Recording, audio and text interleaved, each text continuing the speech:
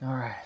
So I know I'm a little late to the table for this course, I guess, but I finally got around to watching the second season of 13 Reasons Why, and it's taken me a while to get around to it. For one reason is that there's just better stuff out there on television. The 3 seasons of Daredevil, now 2 seasons of Luke Cage. Like there's just stuff out there that's more worth watching than this is. Those are higher priorities. Plus the fact that I just don't have time. I have 13 reasons why I haven't watched it until now. And for now, I'm probably going to make a little bit of a mini series about this as well, simply because there's some stuff that does need to be discussed about it, or that deserves discussion about it.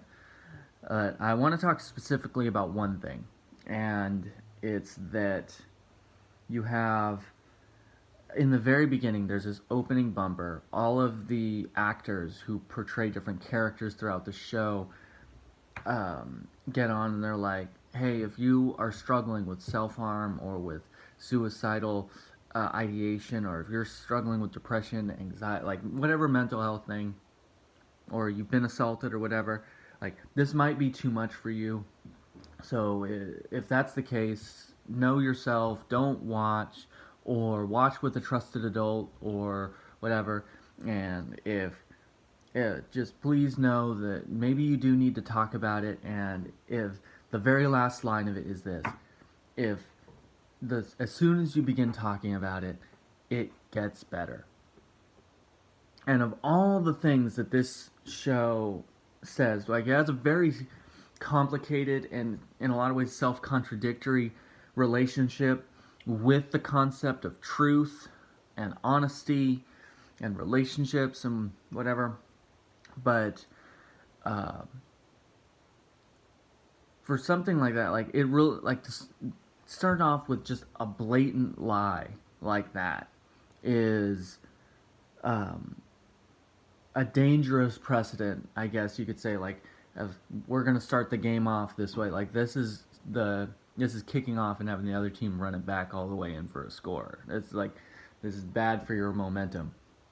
But the reason I say that is that for anyone that's been assaulted, anyone that's been in the, or you struggled with depression, anxiety, self harm, or suicide ideation, one of the most insulating factors about that is that, as you know, as soon as you tell somebody, whoever it is, trusted friend, adult, especially if it's somebody involved with school or whatever, because they're mandated reporters, and as soon as you tell them, there's going to be certain things that they have to do no matter what.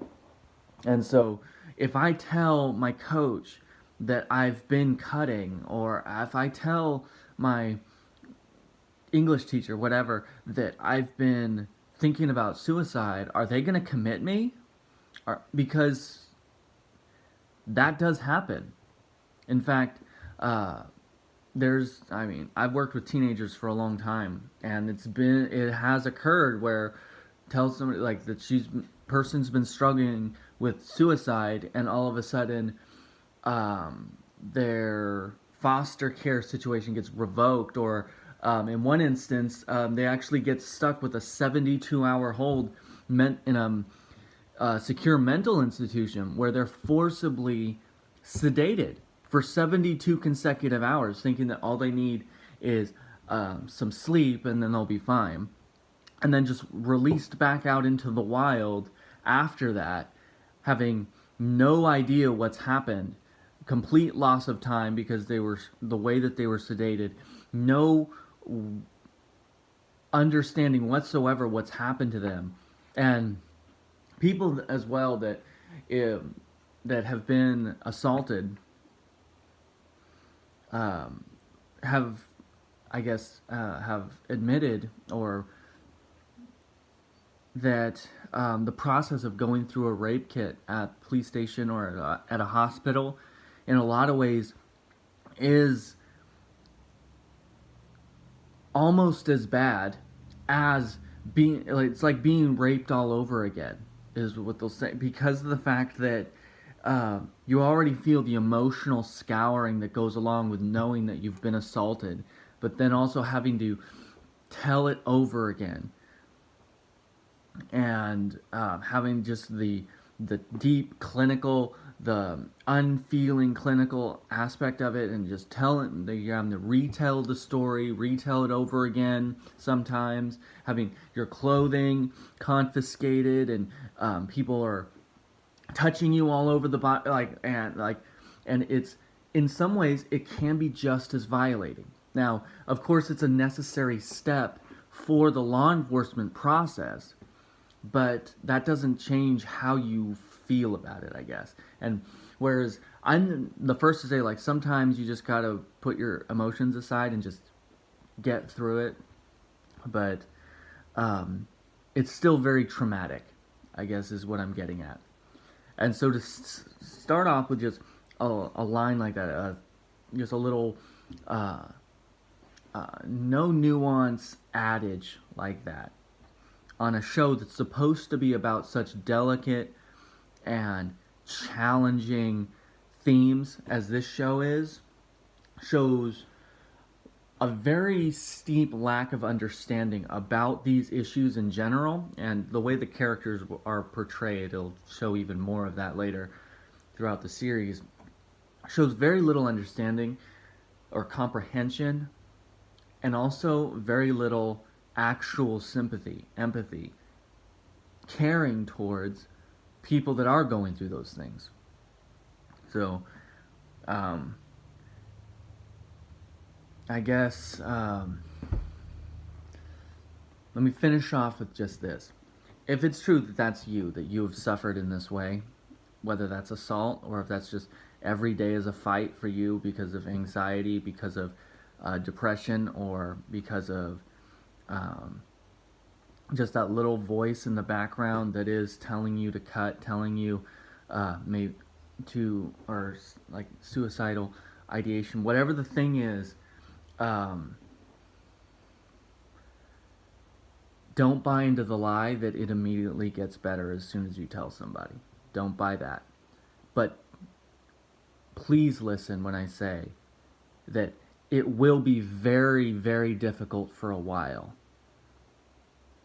But when you have people around you that care, people around you that love you and are willing to be patient with you while you're going through it,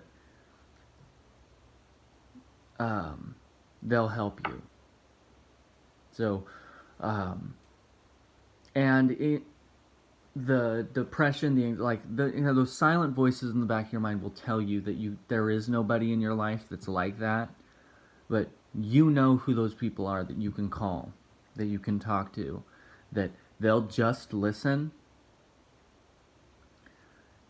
and don't let that voice steal you away from them, and don't let them cheat you out of an opportunity to just be heard.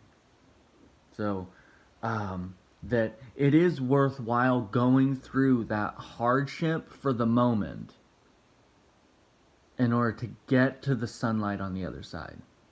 So a little bit of a deep episode. Like, I wasn't really expecting to go there necessarily, but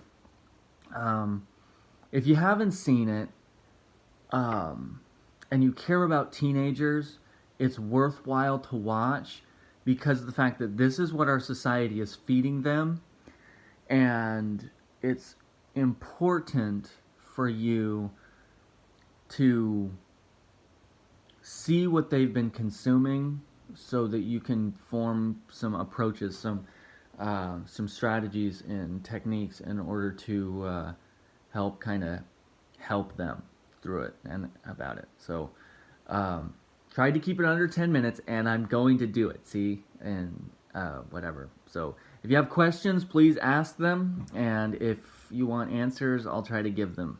So peace.